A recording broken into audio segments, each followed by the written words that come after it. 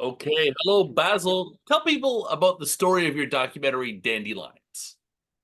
Well, thanks for having me on, Mike. Dandelions is a cinema verite documentary. The story is one of my life, and basically, I received a Facebook message one day, and two teenagers claimed to know me, and they claimed that their father was my biological father. And this was something that was a complete surprise to me because I had grown up with my parents. I knew who my mom and dad were. We had immigrated from Russia when I was 5 years old, and so I thought I knew everything, and then I received this Facebook message, and apparently there's the secret in my family, and my parents chose not to tell me or my brother. So the film actually starts 8 years after I received that message, and it's when my brother comes over my house, and I basically tell him and ask him to come to Russia with me to find my biological family.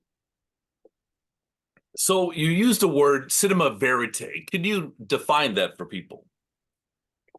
Yeah, I think cinema verite is probably the precursor for what we know now as reality, Mhm. reality television. I think cinema verite is the idea is like you're almost sitting on somebody's shoulder and getting a really intimate, unadulterated view of a story. And that's what Dandelions is all about. We went on a journey, we filmed every moment of it, and we present all the perspectives in the film in a really level way so everybody can understand where everybody in the film is coming from. And it results in starting great conversations. And yeah, we're really proud of that. So I don't want to give away the experience for people, but I'll just say at one point emotions sort of culminate and things crescendo get really big. And um I know everyone was cool with it. Everyone saw the footage and everyone signed off. But what Yeah. was it like was that a wrangling process? You had to twist some arms? What did you say to sort of make everyone cool with without giving things away, having things kind of hang loose a little bit? Right. Well, so I guess the part you're referring to is the climax of the film, and Right, essentially it doesn't go the way that I thought it would go right. while we were filming. So it's a bit Yeah. of a twist, and it's a very transparent, emotional moment that is essentially me with my parents and my brother. And as it's happening, even though we're filming it, you really, even though there's cameras there, you don't really register them because Mhm. what's happening is so raw and emotional. And at the end of the day, this was a film that when it was completed, that I got to screen to my parents. And that moment was one that healed a lot of the trauma and a lot of the wounds that we had in our family, because it was this essentially display of transparency. Of They got to see everything that I went through, my journey in Russia, how I felt, and it ended up healing a lot of those wounds in our family. So now there is nothing but support from my family side. My parents are actually coming to Santa Barbara for the premiere, and they're Oh, very excited. They're excited for it. And it's just one of those things. When you have kids, you you support them with anything they do. So in this case, my parents are, they just love me, and they're proud of the film, even if it is a very exposing moment for everybody on camera. geez Louise. Are you excited? Are you excited to be a part of the Santa Barbara International Film Festival? Oh, it's such an amazing festival with years and years of premiering amazing films, and they bring in some of the best community and viewers from the region. So just excited to be there to screen the film, and to have it impact people and hopefully inspire them to have the kind of transparent conversations that families and family members often want to have, but are sometimes scared to, because you just don't know what's going to happen. But in my case, it was something that healed. So hopefully it inspires people to take that step if they have the opportunity. Nice. And you like film festivals as a fun time for you? Film festivals are great. Yeah. Yeah, I mean, now that it's not the pandemic, I'm Yeah. excited to be on the ground anywhere. You know, the brick and mortar screening of a film, you can't beat that. Heck yes. And you've made other documentaries. What were some other festivals you premiered them at? Yeah, so it's been a while since I was on the festival run because a lot of the documentaries that I worked on have been more digitally released. Oh, And the last my last festival run was it was a docu style narrative film. So we actually shot it in Indonesia, and we shot with non-actors in a really small fishing village. oh, So I wrote a narrative script, and we went and cast non-actors. So there was this amazing gentleman, Ravud, who was, somewhere in his late 80s, and he's the protagonist in the film. And it's a film about loss. And yeah, so that did well toward the festival circuit, won some awards. So now I'm excited to be back on the festival circuit with Dandelions. wow. Indonesia and Russia. Did you ever run into issues filming in Russia?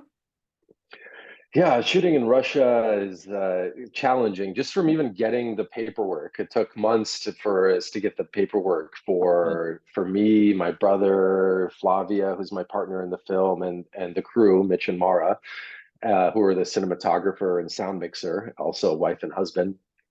And so from getting the paperwork and then figuring out, okay, how are we going to get all our equipment into Russia? How are we going to get past security? So we had to break everything up into suitcases and try to be as sly as possible. And going through security, Mara ended up getting stuck, and they flagged her bag and they pulled out the sound mixer. And then there was this whole brouhaha around it. Oh, what is this? Is this a bomb? What is this you're carrying into the country? So we ended up making it through, everything got cleared up. But even filming in Russia, there's a level of surveillance. And Mhm. so there's that to contend with. But we kept a really low footprint, really low profile. We shot with smaller DSLR cameras. So it looks like we're taking photos, even though we're shooting video. And you just try to get away with what you can. And in the few times where we got stopped and had to show paperwork, in those cases you're pulling out a memory card, sticking it in your pocket, and hoping that your gear doesn't get confiscated. So yeah, it was an experience. You must have, despite intensity, you must have had a humanizing experience with Russians too. Oh, I mean, for me coming back, I moved from Russia when I was 4.5, 5 years old. So this was my first time coming back. And, I was surprised by what like memories basically were coming back to me, and just the experience of being in the place of your birth. There's something that I felt and experienced, and it kind of helped drive a lot of the things in the film. Mm, That's why the film is called Dandelions, because the dandelion drops on me a little seed, and it prompts a whole memory about my grandmother there. mm, And I was just amazed to feel this kinship with a place that I honestly just had no memory of at that point.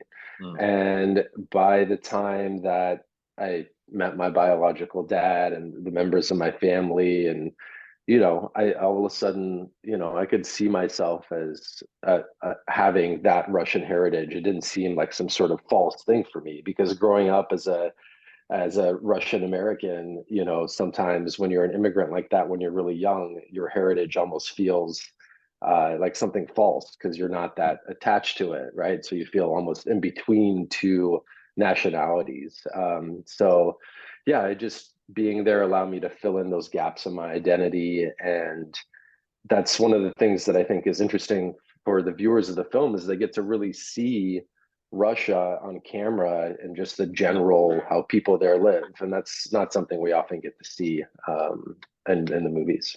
That's 100% true. And I really liked that there was never this moment when the filmmakers are like, by the way, Russians are bad and you shouldn't like them. And there are, people hear that all the time, nonstop. And no Yeah, point do you feel the need to reiterate that. And yeah. yeah, I think that. we while making the film, at the end of the day, it's a human universal story.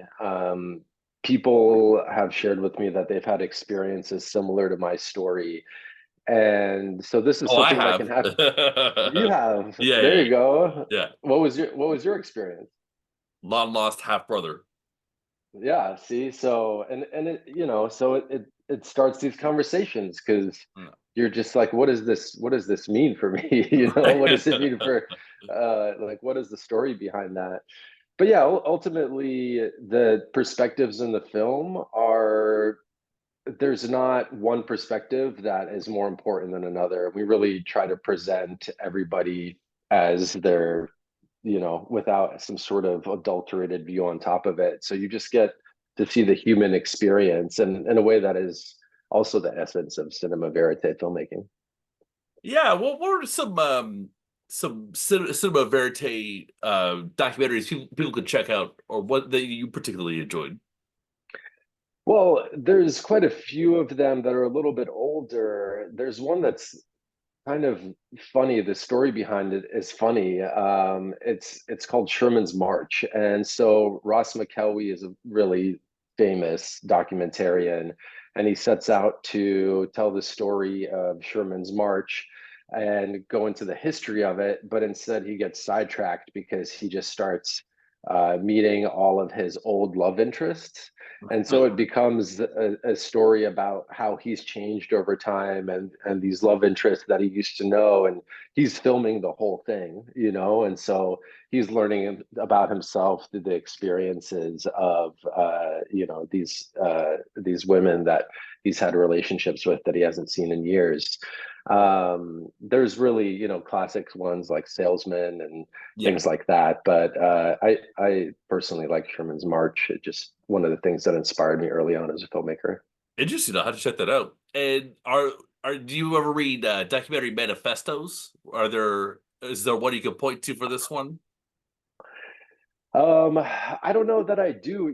One of the things as a filmmaker that I sometimes I almost try not to be inspired by other people's work. So if I'm working on something, sometimes I don't look for references if it's a really personal story. So in this case, we really tried to create our own film language for the film, our own rules for the film, and that's why the film is kind of what it is. If I'm creating something that's a little bit more like trying to achieve a certain goal, then looking at references or having a manifesto that I'm into as an idea is great. But at the end of the day, I think the main goal for me is just authenticity. So is the story that we're telling authentic, and that's kind of the first benchmark of any storytelling process for me. Good to know. Makes sense. Basil, thanks a lot for your time. What do you have planned after this? Yeah, so we're developing a documentary about immigration with the Mexican American border, except the film isn't about Mexican immigrants coming over to the US. It's actually about Americans moving to Mexico, and Oh my. specifically the demographic of the elderly who financially don't feel supported or don't have the means to actually live the end of their lives in a supported way in the US. So they move south of the border to little communities, and they make a new life for themselves there. So the film follows some subjects in those communities in Mexico and kind of explores the question of why we have the elderly in the U.S. actually leaving the country and feeling not supported. Okay, well, we'll keep an eye out for that. That sounds very interesting. Good luck at Santa Barbara and everything else. Have a great day. Thanks so much, Mike. Appreciate you. My pleasure.